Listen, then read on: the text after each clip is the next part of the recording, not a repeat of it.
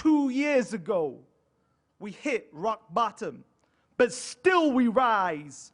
Roses from the concrete, we blossom.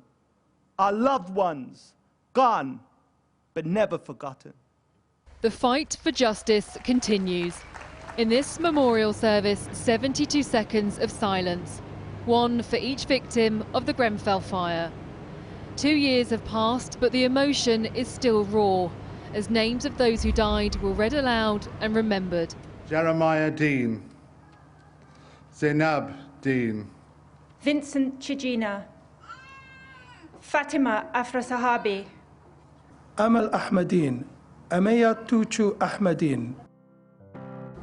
Bereaved relatives, survivors and community leaders came to show respect and solidarity. But it was not only a day for remembrance, there was frustration too at the lack of progress and change. Karim Masili lost his uncle in the fire and now campaigns with Grenfell United. We're demanding change, so we want the government to start listening to things that they have heard before Grenfell. These are concerns that have been made to the government before Grenfell even happened. In terms of building regulations, government ministers knew that there were issues not only surrounding the cladding, dangerous materials that were being put inside the buildings, but also buildings that didn't have sprinklers, buildings that the fire doors weren't fit for purpose or just didn't work at all. This urgent call for action shared by firefighters who've warned there could be another catastrophic loss of life unless more buildings are made safe. There are a lot of people still living at risk in high-rise tower blocks. Over 300 tower blocks around the country, thousands and thousands of people living at risk in these tower blocks. The government have made empty promises, nothing has happened, the risk is still there, and you would have expected a government in this time, in this day and age, to fulfil their promises and to made safe dwellings for families in the 21st century.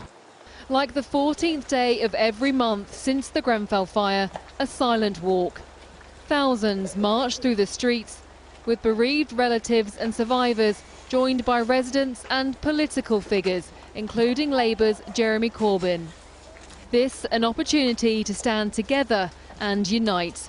This is not only about paying tribute to the 72 people who died.